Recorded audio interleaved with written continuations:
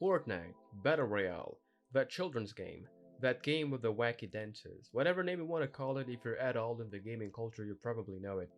Even if you haven't played it, if you've been avoiding it like the plague, you might have at least heard about it. Dear viewer, this is not a review of Fortnite or a review of the current chapter, but an exploration into how much of a beast the game is. With that said, without further ado, choose your back bling, pick your wackiest dance emote, and let's jump right into it. Epic Games of Unreal Tournament and Unreal Engine fame turned their survival game that was a mix of Minecraft and Left 4 Dead into one of their biggest cash cows. Fortnite was released in 2017 and up to this point, aside from stealing PUBG's launch money and shoving it in the locker, has seen collaborations with brands such as Marvel, Star Wars, DC Comics, and even artists. The most recent collab being Eminem. Heck, even John Wick is in the game. Yeah. The game is the top dog when it comes to third-person battle royale, with an active player base at all times and one of the best examples of longevity with constant updates, chapters, and seasons. It has its place in gaming, and many companies have tried to get a piece of that money-making pie, with similar live services coming from left and right with varying degrees of success. Companies try to copy the game's formula, but to date I don't know of any Fortnite killer. With so many companies trying to follow in the footsteps of Fortnite, it makes you wonder, what are they doing so right? In my view, there are a few factors. You can run Fortnite on so many devices. Do you have a toaster? A calculator? Yeah, you probably can run the game on them. Does it offer crossplay? It does, so you can gather your squad no matter if they're on console or PC. And the gameplay. Does it feel good to play? In my opinion, yeah. I'm sorry to bring such a non-obvious statement to gamers and game devs alike, but yeah, a game should provide good gameplay, game feel, and all that good stuff. In terms of gameplay, a player has several options. You can hipfire, ADS, sprint, slide, jump, vault, climb, swim, and yeah, build. I think the latter is a more contentious aspect of the gameplay. Some players enjoy it, others don't. This is evidenced by the existence of a no-build version of the Battle Royale mode and many other modes featuring no builds. For me personally, well, on the one hand it's rather annoying when you're trading shots with another player. You're face to face, strafing left and right, doing what you can to avoid damage, then you get the upper hand and the son of a gun begins an architecture project. On the other hand, you know the phrase, don't hate the player, hate the game? I mean, it's a game mechanic, so it's not like the player is cheating by building. Besides, you can join in the building yourself and at least make a wall to get some cover from gunfire, or a whole ass shack if you feel like having a cozy place to incorporate the camper in you. As a gamer, I appreciate how the system works. You can use it to create some pretty interesting structures, use it for traversal, or like I previously said, get some protection. Besides, if you don't want to engage with building at all, the game offers some options.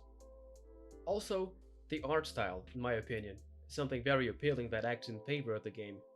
Before playing Fortnite, when I simply observed it from afar, so to speak, I thought the stylized character designs and vibrant colors of the world were quite appealing. I figured the art style must trigger in my brain the same reaction when I see the pixel art style or something similar.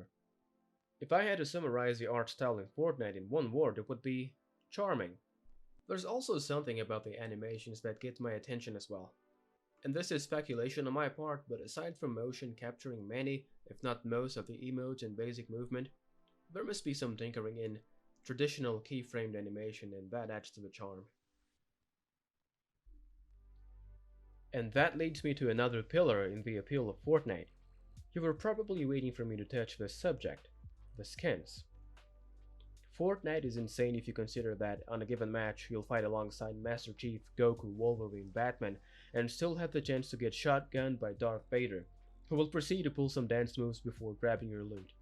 I think Fortnite has some very interesting original skins, but one of the more alluring aspects of the game is playing with your favorite character from a certain anime, comic, movie, or even celebrities, one of the examples being Eminem. This is, in my opinion, one of Fortnite's strong suits: attractiveness. It wins you, your attention, and your money because it dangles attractive things in front of you. The charming character designs, graphics, fun gameplay loop, and attractive skins based on characters you're a fan of will probably keep you coming back to it. Of course, this leads me to another subject: monetization. This can vary from person to person, but Fortnite may be dangerous to your wallet. Like I said, the devs know exactly what they're doing with their collaborations, design of the skins, and emotes added to the game. A player may at some point be tempted to shell out some money there, and yes, not simply as gamers, but in general, it is wise to be mindful about how we spend our hard-earned money, And I say that considering you're an adult. If you have children who play Fortnite or are a child yourself, well, the subject can be even more sensible, let's put it that way. I thought it was important to broach the subject, but at the same time, I'm simply a guy on YouTube stating his opinions. I won't tell you what to do with your money. Still on the subject, the term FOMO, fear of missing out, is often thrown out there, and it's natural to associate Fortnite with this practice.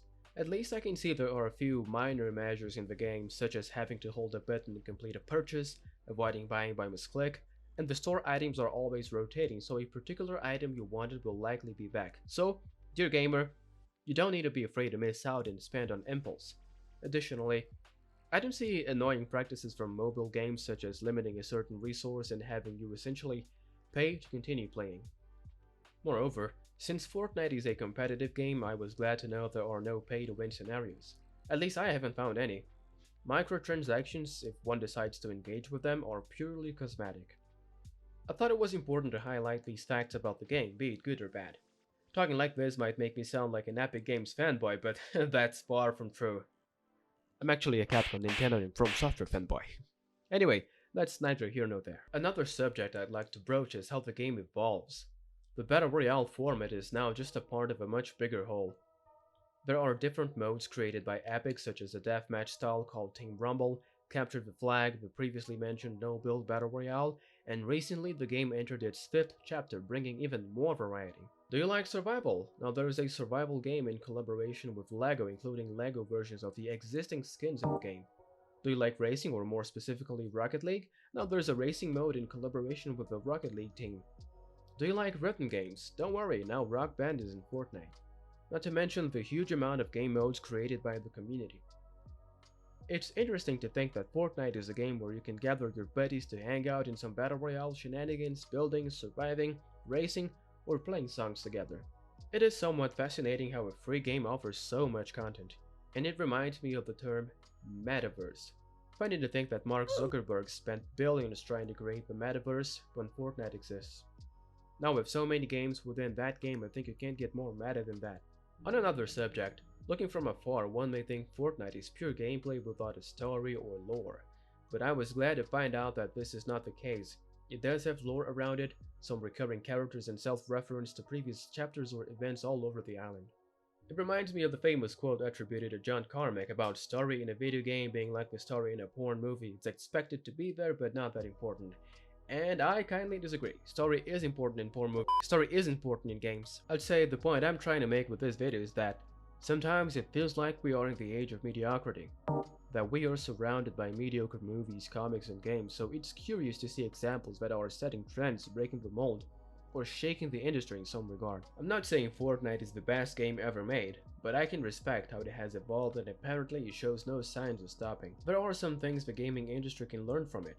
Gamers want a good gameplay loop, stable matches, social features, appealing visuals and characters, variety and some pizzazz to keep them coming. Of course, not every game needs to tick every box mentioned, but with a red sea of live service games filled with sunken ships like Marvel's Avengers, Anthem, and Babylon's Fall, it's interesting to see good examples of how to do it in Fortnite. But that's just my opinion. Now I'm interested in hearing yours. Do you play Fortnite or Battle Royales in general? Are you excited about this new chapter?